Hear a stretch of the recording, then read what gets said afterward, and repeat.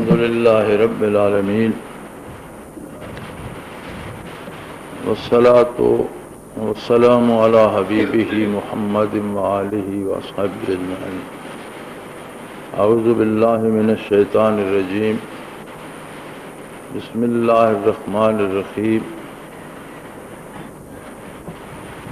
والذی ارسل رسولہ بالہدی ودین الحق لِيُظْهِرَهُ عَلَى الدِّينِ كُلِّهِ وَكَفَى بِاللَّهِ شَهِيدًا۔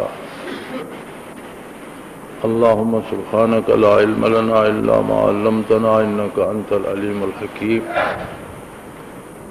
مولاي صل وسلم دائما أبدا على حبيبك من زانت به الأسرور۔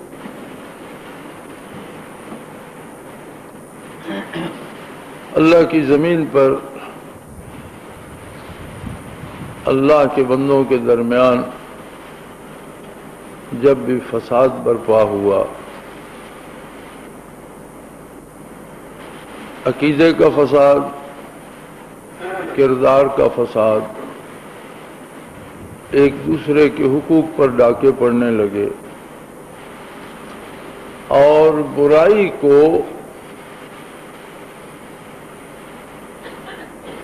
طرز زندگی بنا لیا گیا، تو اللہ نے نبی مبعوث فرما دیے۔ ہر نبی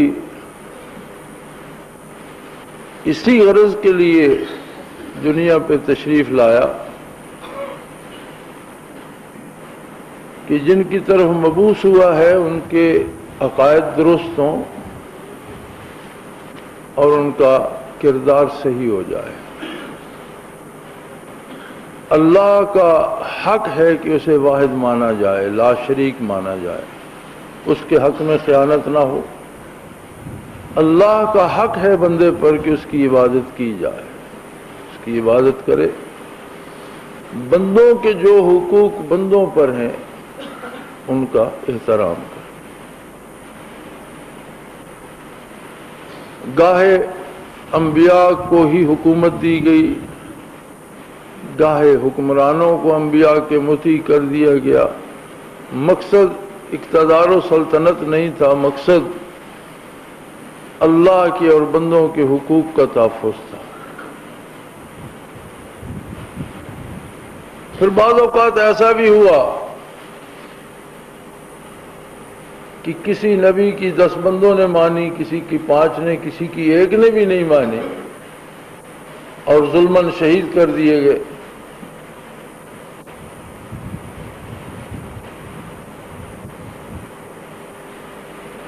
آخر آقا نامدار صلی اللہ علیہ وآلہ آلہ وسلم مبعوث ہوئے تو آپ بیک وقت پوری انسانیت کے لیے اور جب تک دنیا قائم ہے تب تک کے لیے مبعوث۔ ہر نبی جو مبعوث ہوتا تھا وہ عقیدہ بھی بتاتا تھا اور جس قوم کی طرف مبعوث ہوتا تھا اس کے مخصوص حالات میں، اس کے مخصوص موسموں میں، اس کی زندگی کے تقاضوں کے مطابق وہاں کا رہن سہن کا، لین دین کا آئین و دستور بھی بتاتا۔ جب نبی کریم صلی اللہ علیہ وسلم مبعوث ہوئے تو آپ چونکہ ساری انسانیت کی طرف مبعوث ہوئے اور سارے زمانوں کے لیے ہوئے، تو عقائد تو وہی رہے جو آدم علیہ نبینا علیہ الصلوۃ والسلام نے بتایا، سب نبیوں نے وہی بتایا اور حضور علیہ الصلوۃ والسلام نے بھی وہی عقیدہ دہرایا۔ نہ اللہ کی ذات میں تبدیلی ہوئی، نہ اس کی صفات میں تبدیلی ہوئی، لیکن جہاں تک عمل کی بات تھی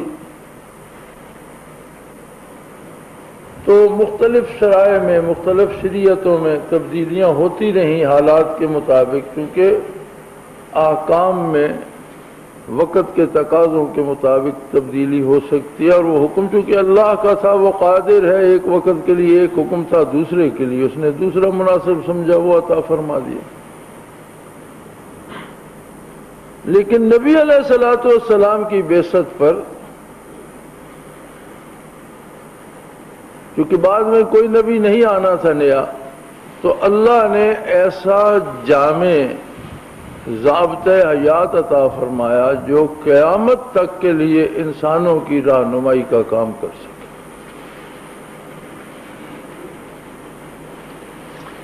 اور اس ضابطۂ حیات کا ماخذ جو اللہ کی کتاب تھی،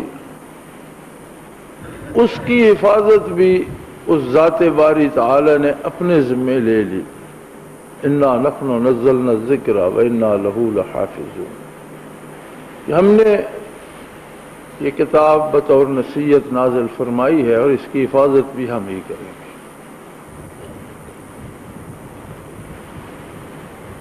اب نہ تو کوئی نیا نبی مبعوث ہوگا، نہ کوئی نیا آئین و دستور آئے گا، نہ کوئی نئی کتاب آئے گی۔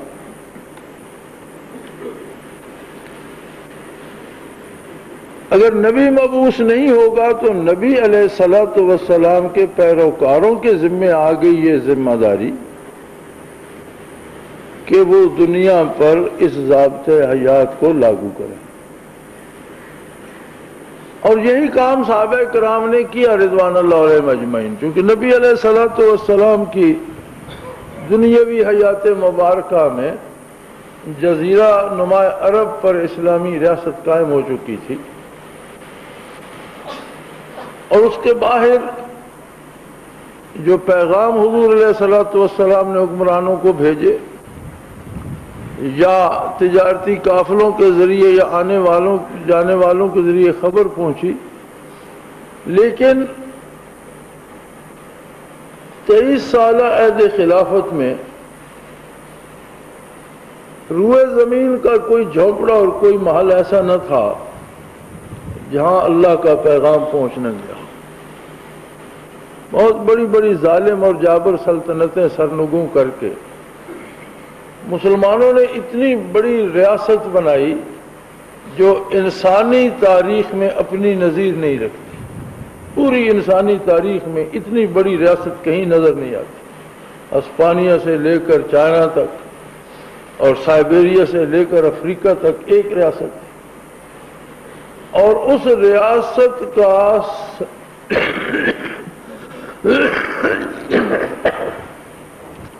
سارا آئین و دستور وہی تھا جو آقا نامدار صلی اللہ علیہ وسلم لائے، جو قرآن حکیم میں موجود ہے۔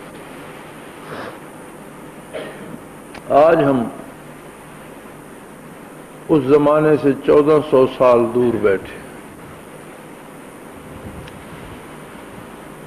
صدیاں بہت لمبی مسافت ہوتی ہے، اور ایک صدی میں کم و بیش 3 نسلیں گزر جاتی ہیں۔ زمانے کی گرد بہت سی یادیں بھلا دیتی ہے، بہت سے نقوش دھندلے کر دیتی ہے، بہت سی راہوں پہ چلنا دشوار کر دیتی ہے۔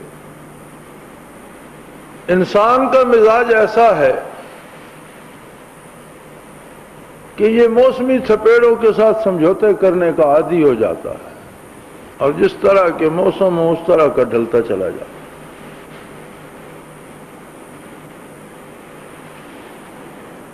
یہ ساری چیزیں اور ان کے اثرات امت مسلمہ کو آج اس جگہ لے آئے ہیں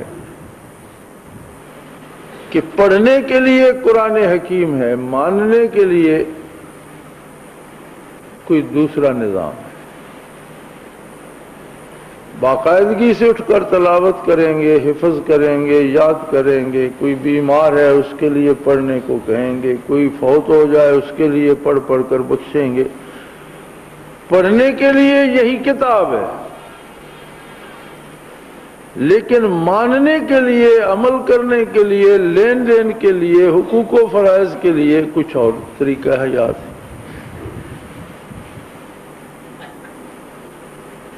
عبادات کے لیے، نماز روزے کے لیے اللہ موجود ہے، اللہ ہی کی کریں گے، لیکن چھوٹی چھوٹی ضروریات کے لیے بک جائیں گے، ڈر جائیں گے، اور ہزاروں معبودان باطلہ کی پوجا کرتے رہیں گے۔ حکمرانوں کی، حکومتوں کی، امراء کی اور صاحب اقتدار لوگوں کی پرستش کو تو ثواب سمجھا جاتا ہے۔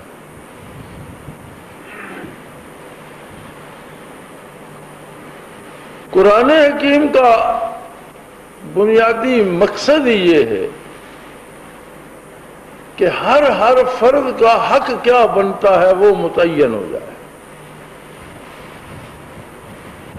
پھر ایسا انتظام کیا جائے کہ کوئی دوسرے کا حق چھین نہ سکے، ہر آدمی تک اس کا حق بلا روک ٹوک پہنچے، اور اگر کوئی چھینے تو وہاں نظام عدل ایسا ہو کہ پھر اسے عدل کیا جائے، چھیننے والے کو سزا ملے، جس کا حق ہے اس کو حق واپس ملے۔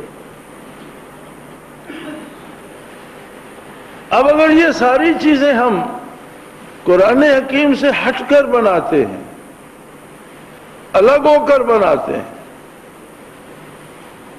تو قرآن کو کیا مانا؟ قرآن کو ماننے کا مطلب تو یہ ہے کہ قرآن کریم جو حکم دے وہ مانو۔ ہمارے ریٹائرڈ چیف جسٹس صاحب ہیں، بہت فاضل آدمی ہیں، ظاہر ہے جج رہے ہائی کورٹ کے، پھر سپریم کورٹ کے جج رہے، پھر سپریم کورٹ میں chief justice of Pakistan retire ہوئے، تو وہ فرما رہے تھے کہ جی سود حرام ہے، قرآن نے اسے حرام کہا ہے، یہ اللہ کا حکم ہے، اسے ماننا فرض ہے، اگر انکار کرے گا تو کافر ہو جائے گا، لیکن یعنی مجبوری یہ ہے کہ سود کے سوا گزارا نہیں ہوتا۔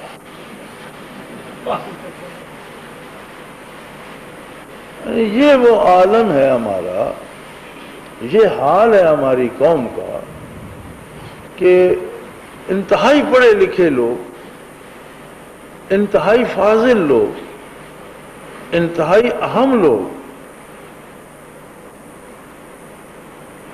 کل میری بات ہو رہی تھی ایک بہت بڑے ذمہ دار آدمی سے، تو اسی بات پہ وہ فرمانے لگے جی قرآن نافذ تو کر دیں، لیکن آپ کیا سمجھتے ہیں کہ کسی ہندو کو دے دیا جائے قرآن کہ جی اس پر عمل کرواؤ اور اسے نافذ کر دو، وہ کر لے گا؟ میں نے کہا آپ کا مطلب کیا؟ کہنے لگا جن سے ہم نے نافذ کروانا ہے وہ ایسے ہی ہیں، جو ہمارا عملہ اس نفاذ کا کام کرے گا ان کا قرآن کے ساتھ ایمان کا رشتہ بھی نہیں۔ اور وہ بڑی حد تک صحیح کہہ رہے تھے کہ ہمارے بلند آشیانے جو ہیں وہاں وہی ہما آ کر اترتا ہے جو باہر سے پڑھ کر آتا ہے۔ ایک مخصوص طبقے کے لوگ اپنے بچوں کو برطانیہ یا یورپ یا کسی ملک میں امریکہ بھیجتے ہیں، وہاں سے جب وہ آتے ہیں تو وہ سیدھے ان اونچے درختوں پہ بیٹھتے ہیں جہاں حکمرانی کے انداز ہیں، اسلام آباد میں اترتے ہیں۔ غریب کا بیٹا اول تو پڑھتا نہیں، پڑھ جائے تو پرائمری مڈل میٹرک کر کے کوئی منشی لگ گیا، کوئی کلرک لگ گیا، کوئی مزدوری کرتا رہا۔ اب وہ جو باہر سے پڑھ کے آتے ہیں وہاں سے وہ اور کوئی بات سیکھے یا نہ سیکھے، انہیں یہ سکھا دیا جاتا ہے کہ ہم سب کچھ جانتے ہیں، تمہیں کچھ بھی نہیں آتا۔ وہ ساری عمر انگریز بننے پہ فخر کرتے رہتے ہیں، انگریز جیسا نظر آنے کی کوشش کرتے رہتے ہیں، انگریز جیسی بات کرنے کی کوشش کرتے رہتے ہیں، اسی طرح کا کھانا پینا اوڑھنا بچھونا بنانے کی فکر کرتے رہتے ہیں، اپنے زندگی کے امور بھی انہی کی اطاعت میں اور انہی کی پیروی میں اور انہی کی تابعداری میں طے کرنا چاہتے ہیں۔ میری سمجھ میں یہ بات نہیں آتی کہ یہ کون سا ایمان ہے جب بندہ کہتا ہے میں اللہ کو مانتا ہوں، اللہ کے نبی کو مانتا ہوں، اللہ کی کتاب کو مانتا ہوں، لیکن میری مجبوری یہ ہے کہ میں اطاعت نہیں کر سکتا، عمل میں مغرب کے بنائے ہوئے نظام پر یا انگریز کے دیے نظام پر کروں گا۔ اسے کس درجے کا اسلام کہا جائے؟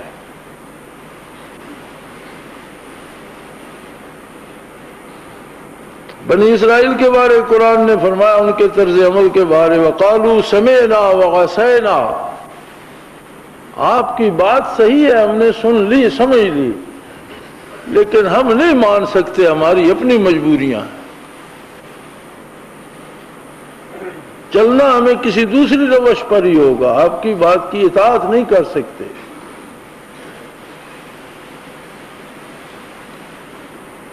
اب صورتحال یہ ہے کہ حکومت کا خیال ہے اسلام نافذ کیا جائے، آسان اسلام، سہل اسلام، اور ایسا اسلام جو ہمارے ان رویوں کو بھی نہ چھیڑے اور اسلام بھی آ جائے، یعنی کوئی ایسا عالم دین، کوئی ایسا مولوی، کوئی ایسا مفتی مل جائے جو ہمارے کفر پر اسلام کا ٹھپا لگا دے۔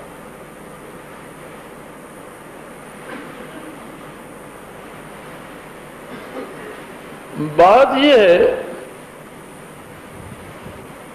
کہ اسلام ایک مکمل ضابطۂ حیات ہے اور اس کے جز جو ہیں وہ نافذ نہیں کیے جا سکتے۔ آپ اگر اسے اجزاء میں بانٹ لیں گے تو اسلام نہیں رہے گا۔ کلمہ طیبہ ہے، 2 جز ہے اس کے، لا الہ الا اللہ محمد الرسول اللہ۔ ایک آدمی کہہ دے جی سارا تو مجھ سے نہیں ہوتا، تو پہلا تو میں ضرور پڑھے رکھوں، تو نرے پہلے سے تو مسلمان نہیں ہوگا، یا نرا دوسرا پڑھوں گا، وہ پورا ہی پڑھے گا تو کام بنے گا۔ کسی بھی آئین و دستور کو آپ لے لیں، مروجہ ہمارا جو آئین و دستور ہے اسے آپ لے لیں، آپ کہیں جی اس میں سے کچھ سکے تو ہم نافذ کرتے ہیں، کچھ نہیں کرتے، تو کیا اس دستور کی کوئی صورت رہ جائے گی؟ کسی بھی ملک کا غیر اسلامی قانون ہے، اس قانون کی جو ایک فہرست بن گئی ہے، اس میں سے آپ کہتے ہیں جی یہ باتیں آسان ہیں، یہ کر دیتے ہیں، یہ مشکل ہیں، یہ چھوڑ دیتے ہیں، تو وہ آئین نہیں رہے گا، دستور نہیں رہے گا۔ چاہے جائے کہ اللہ کے دیے ہوئے ضابطۂ حیات پر یہ سوچا جائے کہ اس میں سے کچھ لے کر پھر انہیں بھی تھوڑا سا آسان کر کے لگا دیا جائے۔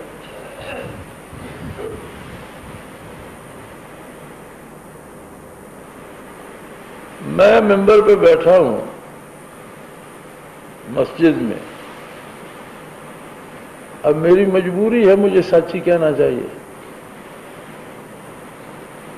میں نے یہ سمجھا ہے، دیانتداری سے یہ سمجھا ہے کہ حکومت اسلام پر عمل نہیں کرنا چاہتی۔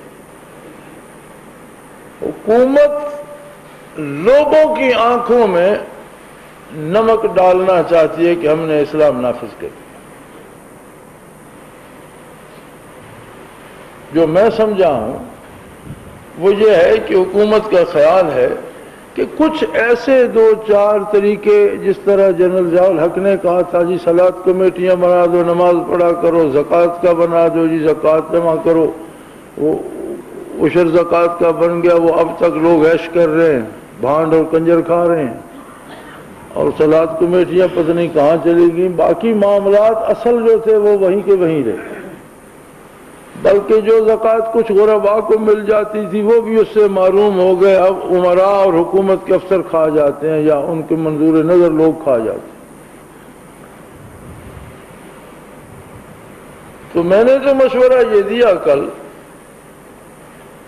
کہ جی اگر آپ کو اسلام پر عمل کرنا ہے اور آپ کہتے ہیں کہ عالمی طاقتیں، مغربی معاشرہ، غیر اسلامی حکومتیں ریزسٹ کریں گی اور مخالفت کریں گی، تو آپ اگر 2 پیسے اسلام لائیں گے تو بھی وہ ریزسٹ کریں گے، اور سارا لائیں گے تو بھی ریزسٹ کریں گے۔ تو آپ اگر 2 پیسے کر کے 50 دفعہ ان کی ریزسٹنس لینا چاہتے ہیں تو آپ سارا کر کے ایک ہی دفعہ مخالفت لے لیں، یا آپ تھوڑا بھی کریں گے تو مخالفت آئے گی، سارا بھی کریں گی تو آئے گی، اور ظاہر ہے کفر کو مخالفت کرنی چاہیے۔ ایسا کون سا اسلام ہے جس کے ساتھ کفر سمجھوتا کر لے؟ کفر اور اسلام ایک دوسرے کی ضد ہے، ایک ہوگا دوسرا نہیں ہوگا۔ جہاں کفر ہے وہاں اسلام نہیں ہوگا، جہاں اسلام آئے گا وہاں سے کفر کو جانا ہوگا۔ تو کفر سے یہ امید رکھی جائے کہ کوئی ایسا نرم سا اسلام ہو جس پر کفر بھی راضی رہے، تو وہ اسلام نہیں ہوگا، اسلام کے نام پر کوئی اور چیز ہوگی۔ تو بہرحال اگر حکومت کو خیال آیا بھی تو رضائے الہی کا نہ آیا، اپنی کرسی بچانے کا، اپنے اقتدار کے تحفظ کا۔ ٹو صاحب اپنے آخری دنوں میں مولانا مودودی سے ملنے گئے تو مولانا بھی کھڑے آدمی تھے، اللہ ان کے درجات بلند کرے۔ انہوں نے کہا جی میں نے آپ جو مذہبی لوگ ہیں اور جو دینی جماعتیں ہیں، آپ لوگوں کی خوشنودی حاصل کرنے کے لیے مرزائیوں کو کافر قرار دے دیا، اور آپ پھر بھی میری مخالفت کرتے ہیں۔ تو انہوں نے کہا میں نے تو یہ سمجھا تھا کہ آپ نے اللہ کی رضا کے لیے یہ کام کیا ہے، شاید آپ کے لیے ذریعہ نجات بن جائے، لیکن یہ بھی آپ نے اللہ کے لیے نہیں کیا، یہ بھی سیاسی فائدہ اٹھانے کے لیے کیا، تو یہ تو آپ کے کام نہیں آئے گا۔ یعنی اسلام کی وہ کوشش جس سے آپ سیاسی فائدہ لینا چاہتے ہیں وہ اسلام نہیں ہے۔ اور بڑا دکھ ہوتا ہے اس بات پر کہ ہر ایسی کوشش جس طرح جنرل صاحب نے کی تھی، اللہ ان پر رحم فرمائے، ان کی ذات کا میں بے حد لحاظ احترام کرتا ہوں، وہ اپنی جگہ، لیکن حقیقت یہ ہے کہ ان کے جو اقدامات انہوں نے کیے تھے انہوں نے اسلام کو مزید بدنام کیا، اسلام کو فائدہ نہیں پہنچایا انہیں ادھورے اقدامات نے، اس لیے کہ وہ صحیح کیے نہیں گئے تھے۔ اور یہ کوئی قاعدہ بھی نہیں ہے کہ آپ 1 2 3 حکم لے لیں اور باقی کو چھوڑ دیں۔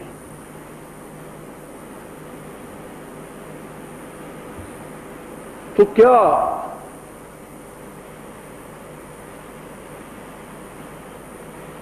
دنیا میں اب اسلام مٹ جائے گا؟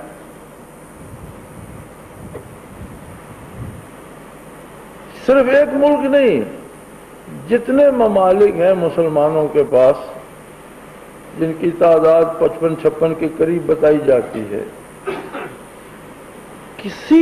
کسی ایک قریے ایک گاؤں کو آپ مثال کے طور پر پیش نہیں کر سکتے کہ اس پر اسلام نافذ ہے۔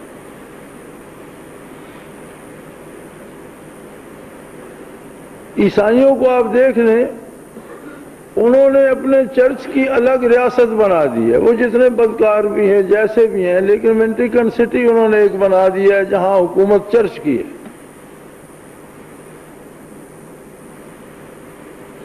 یہودیوں کو آپ دیکھ لیں،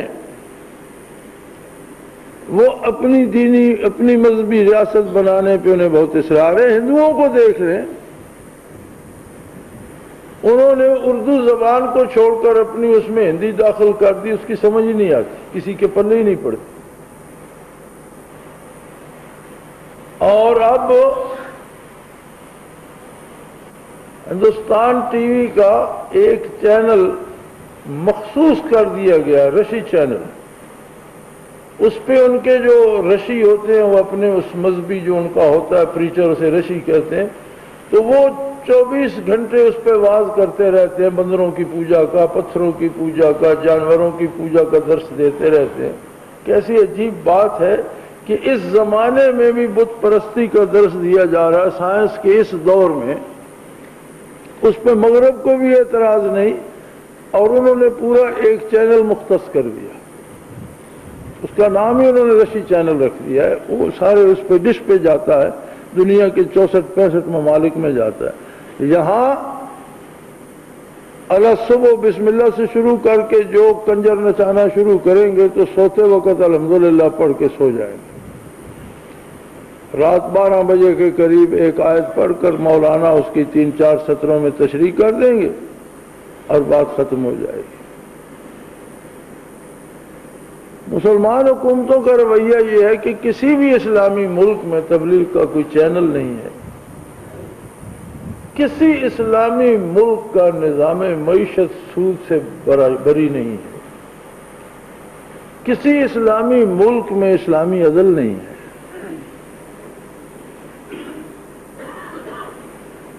تو پھر اس کا مطلب ہے کہ اسلام کو چھٹی ہو گئی، جس طرز حیات کو، جس تہذیب کو، جس قانون آئین و دستور کو اس کے اپنے بھی ماننے پہ تیار نہ ہوں تو باقی کیسے رہ سکتا؟ اس کا مطلب تو یہ ہے کہ خدا نخواستہ اسلام تو ختم ہو گیا، چھٹی ہو گئی، یہ قصہ تو اب ختم ہوا، لیکن ایسا ہوگا نہیں۔ اس لیے نہیں ہوگا کہ اسلام کو باقی رکھنے کا ذمہ رب العالمین کا ہے۔ یہ جو اس نے قرآن کی حفاظت کا ذمہ لیا ہے نا، اس میں بہت سے ذمے آ گئے ہیں۔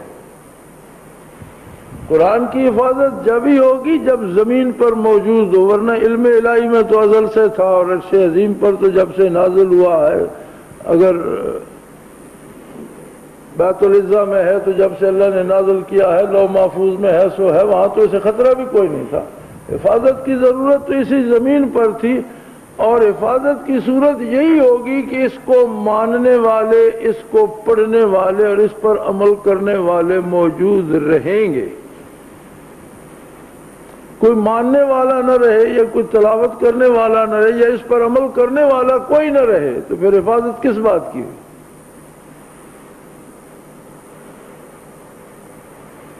لیکن موجودہ حال میں کچھ صورت نظر نہیں آتی بظاہر۔ نبی علیہ الصلوۃ والسلام نے ان حالات کو اپنی زبان حق ترجمان سے ارشاد فرمایا۔ حضرت ابو ہریرہ رضی اللہ عنہ کی روایت ہے نسائی شریف میں کہ حضور علیہ الصلوۃ والسلام نے فرمایا کہ ایک زمانہ ایسا آئے گا، مفہوم اس طرح سے ہے کہ جب برائی بے دینی پھیل جائے گی تو کچھ لوگ ایسے ہوں گے اس زمانے میں جنہیں بغیر حساب کے جنت میں داخل کیا جائے۔ عرض کی یا رسول اللہ وہ لوگ کون ہوں گے؟ فرمایا وہ لوگ ہوں گے جو غزوۃ الہند میں حصہ لیں گے۔ الہند پاکستان، بھارت اور بنگلہ دیش کو ملا کر بنتا ہے۔ ہندوستان جو ہے پارٹیشن سے پہلے یہ برِ صغیر جس میں اب پاکستان، بھارت اور بنگلہ دیش ہے، یہ الہند ہے۔ ہندو بھارت کو ہندوستان اس لیے کہتے ہیں کہ وہ سمجھتے ہیں یہ تقسیم غلط ہے اور یہ سارا ہمارا، یہ اب بھی ہندوستان، یہ ہندوستان تھا اب نہیں ہے۔ ہندوستان تب تک تھا جب تک وہ تقسیم نہیں ہوا تھا، جب تقسیم ہوا تو ایک حصہ پاکستان بن گیا، ایک بھارت بن گیا، اب پاکستان پھر تقسیم ہوا تو ایک بنگلہ دیش بن گیا۔ تو اس کا مطلب ہے کہ اسلام کی نشاط ثانیہ کی بنیاد اس سرزمین سے رکھی جائے گی۔ اور حضرت ابو ہریرہ رضی اللہ عنہ فرماتے ہیں اے کاش کہ اس وقت میں ہوتا تو میں پورے شوق سے شریک ہوتا، شہید ہو کر اللہ کی رضا پاتا، یا زندہ رہتا تو اپنے غازی ہونے پہ فخر ہوتا۔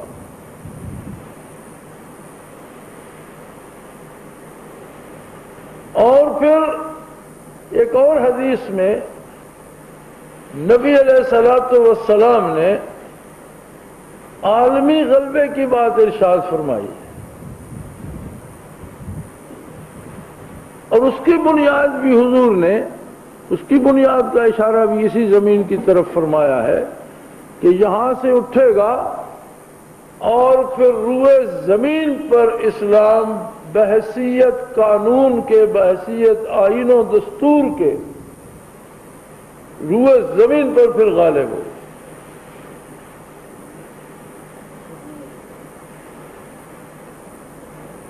خطرے میں ہم ہیں،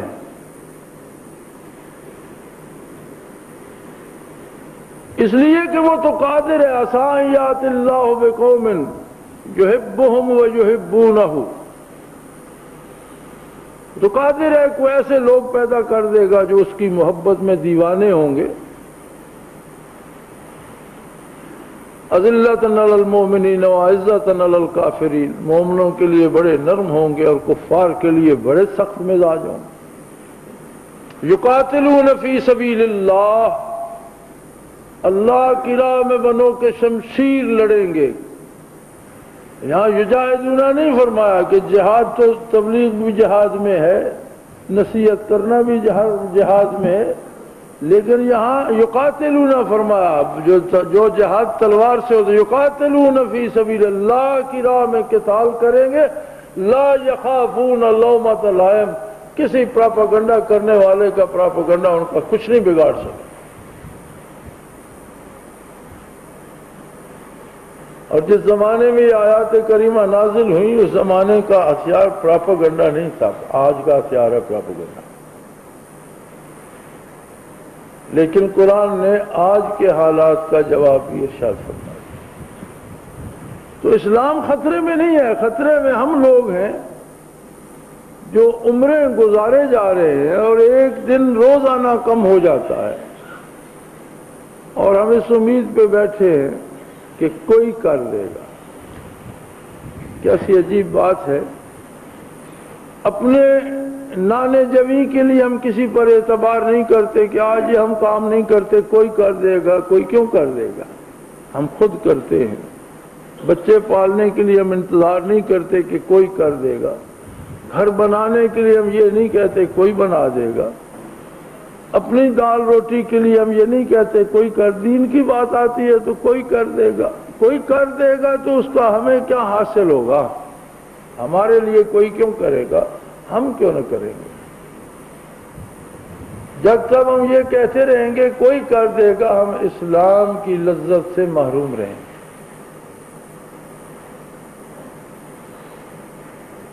یہ تو کہنا پڑے گا کہ یہ کام میں کروں گا، ہم کریں گے، کسی کا انتظار نہیں۔ اور وقت آ رہا ہے، ہمارا مقصد سیاست نہیں ہے، اس لیے کہ ہمارے پاس تربیتی نظام جو ہے اور لوگوں کو اللہ اللہ سکھانے کا کام جو ہے، یہ اس سے کہیں زیادہ اہم ہے۔ اس عہد میں معاشرے کو ایک حد تک کسی کے عقیدے کی اصلاح ہو جائے، کسی کے اعمال کی درستی ہو جائے، ہر عہد کے اپنے تقاضے ہوتے ہیں۔ اب اس عہد میں باجدید بستامی نہیں کسی سے بنائے جا سکتے، لیکن الحمدللہ جنہیں ذکر الہی کی مجالس نصیب ہوتی ہیں، وہ اپنے زمانے کے لوگوں سے الگ ہو جاتے ہیں، نیک ہو جاتے ہیں، بھلے ہو جاتے ہیں، عقائد کی اصلاح ہو جاتی ہے، اور یہ بہت اہم کام ہے جو ہم کر رہے ہیں۔ اس لیے ہم یہ سمجھتے ہیں کہ حکومت و سیاست جو کر رہے ہیں وہی کرتے رہیں، لیکن کریں اللہ و اللہ کے رسول کے حکم کے مطابق۔ اور اگر ایسا نہیں ہوگا تو پھر اس میں کوئی شک نہیں کہ یہ سب جہاد کے ذریعے ہو،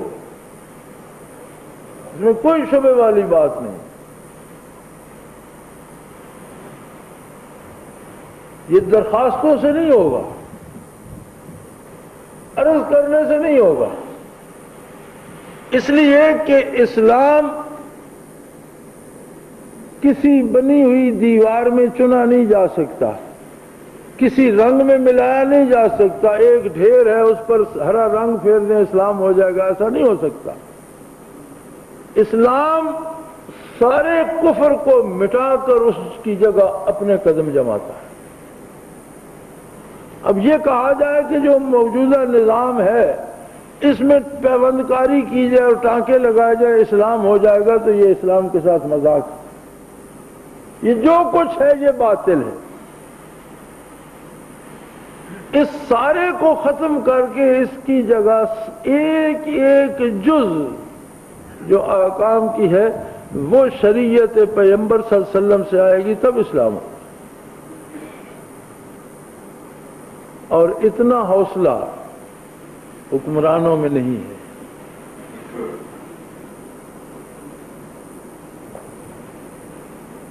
عجیب بات یہ ہے کہ ان کی سمجھ میں بات ہی نہیں آتی، وہ یہ سوچ ہی نہیں سکتے کہ کوئی مغرب سے کٹ کر زندہ رہ سکتا ہے، کوئی امریکہ سے ادھار نہ لے تو وہ روٹی کھا سکتا ہے۔ وہ یہ سوچ ہی نہیں سکتے کہ رزق کا کوئی اور بھی ذمہ دار ہے یا کسی اور ذریعے سے بھی آ سکتا ہے۔ ابھی کل بھی بڑی بحث ہوتی رہی، میں نے سمجھانے کی کوشش کی کہ صرف عشر اور زکوٰۃ جو ہے ملک کی اگر باقاعدہ جمع کی جائے تو جتنا ریونیو آپ جمع کرنا چاہتے ہیں اس سے زیادہ ہو جاتا ہے۔ اتنے بے شمار ٹیکس لگا کر وہ کہہ رہے تھے جی 600 ارب جمع ہو، 400 ارب جمع ہوتی ہے آمدن اور 625 ارب خرچ سال کا، یہ 225 ارب کہاں سے آئے؟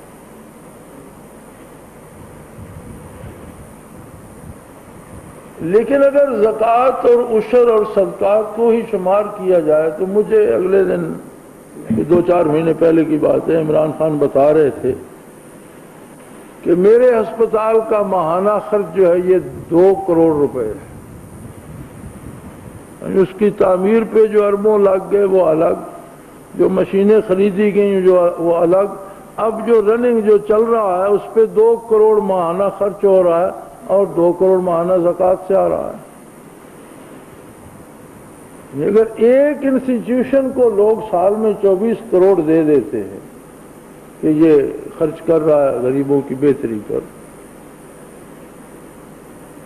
تو اگر باقاعدہ بیت المال ہو اور اس کے مصارف صحیح ہوں اور اسے صحیح جگہ پہ خرچ کیا جائے، بلکہ مقروض کا قرضہ اتارنا تو زکوٰۃ کا سب سے اعلیٰ مصرف ہے، اور آپ کے 14 کروڑ مسلمان مقروض ہیں، تو یہ اربوں روپے جمع کر کے کیوں نہیں قرضہ اتارتے، کیوں ضائع کرتے؟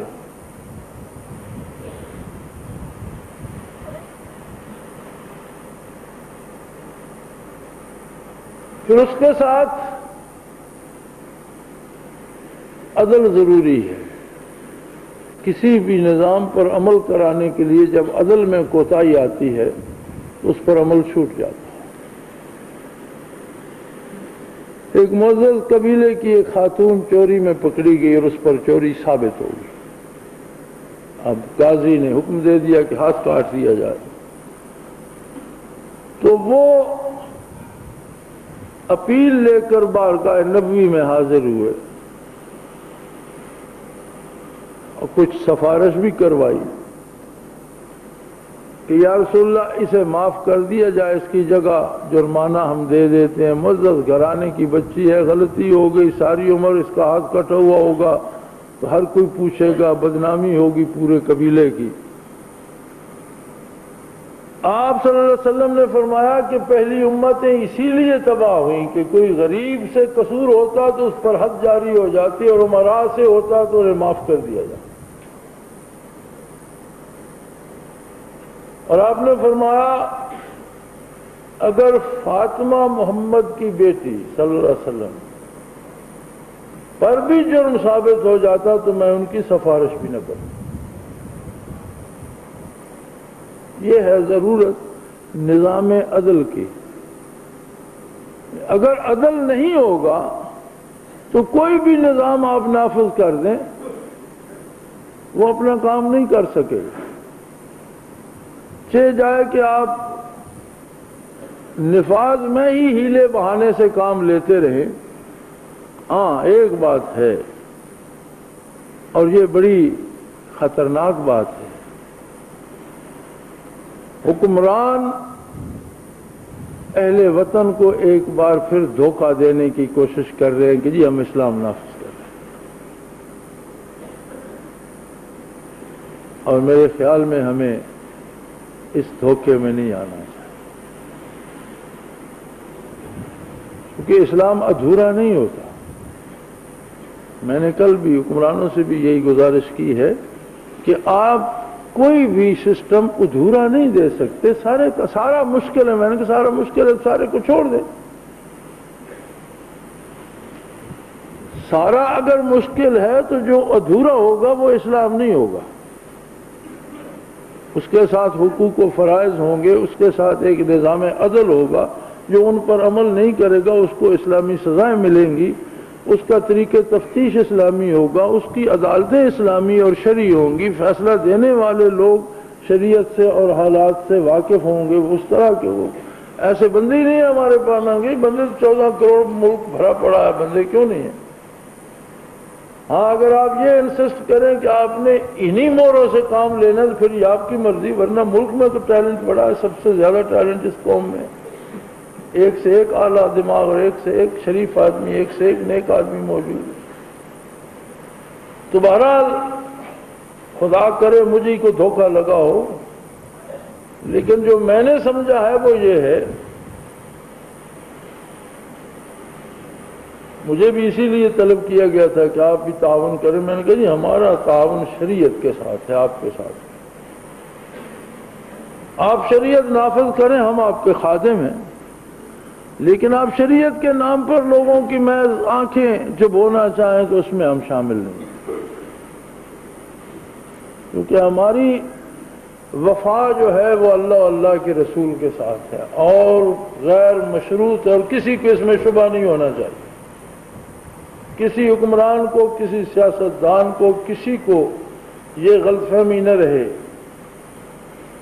کہ ہمیں وہ کچھ دے کر خرید سکیں گے یا ہماری کوئی اپنی ذاتی ضرورت ہے، کچھ بھی نہیں۔ نفاذ شریعت اور بقائے اسلام ہی ہمارا مقصد، ہماری منزل ہے۔ شیطان اپنی سی کوشش کرتا رہتا ہے، شاید یہ بھی اس کی ایک کوشش ہو کہ اسلام کے نام پر کچھ دو چار باتیں گھڑ کے پھر بات چھٹی کرا دی جائے، لیکن ایسا ہونے نہیں دیا جائے گا انشاءاللہ۔ اور اسی وطن عزیز پر پورے کا پورا اسلام نافذ ہوگا۔ بہت اچھی بات ہے اگر حکمران کر دیں، ہم ان کے ساتھ ہیں۔ اگر نہیں کریں گے تو یہ معلوم رہیں گے اسلام نافذ ہوگا انشاءاللہ العزیز۔ اور یہ یاد رکھیے کہ وہی بندہ بہت خوش نصیب ہوگا جو نفاذ اسلام کی کوشش میں اپنا حصہ ڈالے۔ مجھے کوئی خوش فہمی نہیں ہے، نہ مجھے یہ خوش فہمی ہے کہ یہ بڑی آسانی سے ہو جائے گا، اور نہ مجھے یہ خوش فہمی ہے کہ یہ لوگ مان لیں گے۔ مجھے پتا ہے یہ دونوں کام بڑے مشکل ہیں، لیکن بندوں کے لیے مشکل ہیں، اس کے لیے مشکل نہیں ہے جس نے 313 کو 1000 کے لشکر جرار پر فتح دے دی۔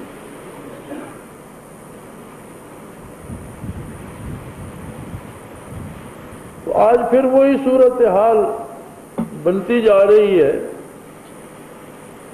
اور سب سے اس میں عجیب کردار ہمارے بعض دینی رہنماؤں کا ہے۔ ان کے انداز جو ہے ان سے بھی یہی پتہ چلتا ہے کہ وہ بھی یہ چاہتے ہیں کچھ 2-3 شکیں کر کے اور گزارا کر لیا جائے، اور کچھ اس میں ہماری اہمیت بھی ہو جائے اور بس بات ختم ہو جائے۔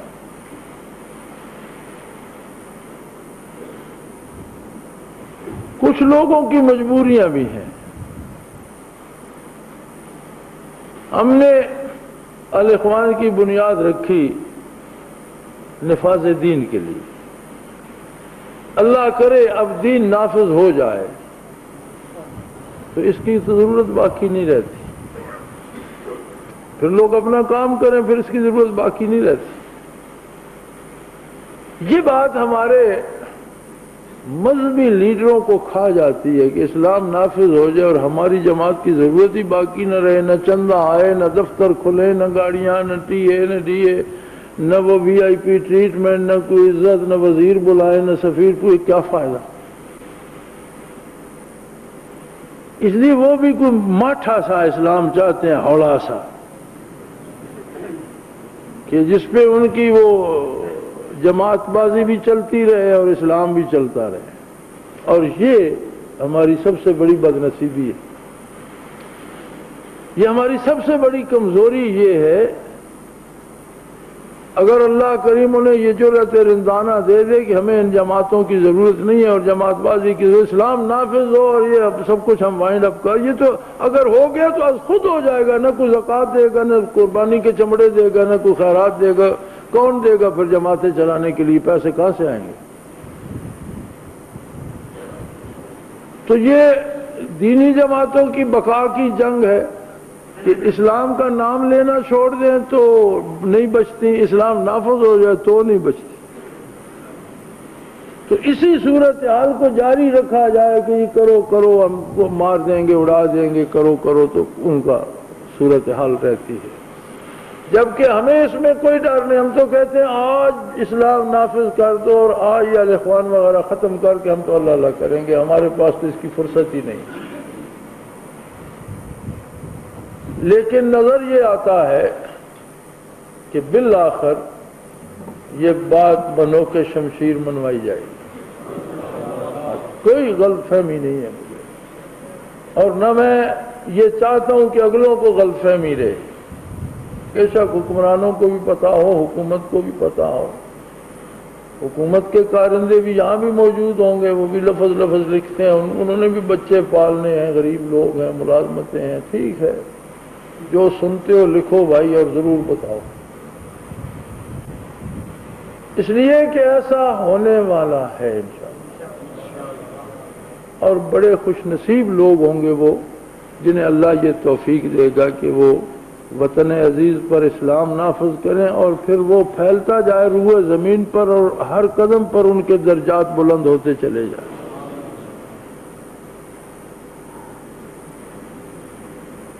یہ بھی یاد رکھیے امام شافعی رحمۃ اللہ تعالی علیہ نے شکایت کی اپنے شیخ سے، استاد سے جن سے پڑھتے تھے، کہ مجھے سبق یاد نہیں رہتا. پھر امام شافعی کے دو شعر ہیں، فرماتے ہیں شکوت الی وقیع سوء حفظی. حضرت وقیع رحمۃ اللہ علیہ ان کے استاد تھے. فرمایا میں نے اپنے استاد شیخ وقیع سے اپنے حافظے کی خرابی کی شکایت کی. وَأَوْصَانِي إِلَىٰ تَرْكِ الْمَعَاصِي، تو انہوں نے مجھے فرمایا کہ گناہ کرنا چھوڑ دے. میں نے شکایت یہ کی کہ سبق یاد نہیں رہتا، حافظہ صحیح نہیں ہے، تو انہوں نے فرمایا کہ گناہ کم کیا کرو، چھوڑ دو گناہ کرنا. لِأَنَّ الْعِلْمَ نُورٌ مِّنْ إِلَٰهٍ وَنُورُ اللَّهِ لَا يُعْطَىٰ لِعَاصٍ، کہ دین کا علم اللہ کا نور ہے اور گناہ گاروں کو نور نصیب نہیں ہوتا. یہ نفاذ دین جو ہے یہ دین ہی اللہ کا نور ہے، اور اللہ کا نور بانٹنے والی قندیلیں اگر خود غلاظت سے بھری ہوں تو انہیں اس کام پہ نہیں لگایا جاتا. اس لیے اس غلط فہمی میں نہ رہیے کہ ہمیں جہاد کرنا ہے جو جی چاہے کرتے رہو. چونکہ میں مجاہد تنظیموں کے حالات سے واقف ہوں، انہوں نے جہاد کے نام پر اپنے آپ پر سب کچھ حلال کر رکھا ہے. جی میں آیا نماز پڑھی نہیں، ہم مجاہد ہیں جی، ہمیں کیا ضرورت ہے. کبھی 2 رکعتیں پڑھی جوتوں سمیت، مسجد میں دندنا رہے ہیں جوتے پہنے بھی، یہ ہم جی مجاہد ہیں. مجاہد کے لیے انسانیت باقی نہیں رہتی. صحابہ کبار مجاہد نہیں تھے، نبی اکرم صلی اللہ علیہ وسلم کی قیادت میں لڑنے والے مجاہد نہیں تھے، آج تک 14 صدیوں میں جو لڑتے رہے مجاہد نہیں تھے. تو یہ غلط تصور ہے، ہم بڑا کام کر رہے ہیں، چھوٹے چھوٹے کاموں کی ضرورت نہیں. انہی لوگوں کو توفیق ارزاں ہوگی جو مخلص ہوں گے اللہ اللہ کے رسول کی اطاعت میں اور مقدور بھر کوشش بھی کرتے ہوں. گناہ کا ہو جانا، خطا کا ہو جانا الگ بات ہے، اس کو رویہ بنا لینا الگ بات ہے. تو میرے بھائی پوری محنت کیجئے ذکر اذکار میں، دل روشن ہو، اور دل کی روشنی ہدایت کی طرف رہنمائی کرتی ہے اور آدمی کو گناہ سے بچاتی ہے. خود کو خطاؤں سے بچانے کی کوشش کرو کہ اللہ کریم ہمیں نفاذ اسلام کے لیے قبول فرما لے۔ تو دونوں باتوں کا خیال رہے، نفاذ اسلام بھی کبھی آنکھوں سے اوجھل نہ ہونے پائے، اللہ کی اطاعت میں سستی نہ آنے پائے۔ اللہ کریم آپ کا حامی و ناصر، و آخر دعوانا ان الحمدللہ رب العالمین۔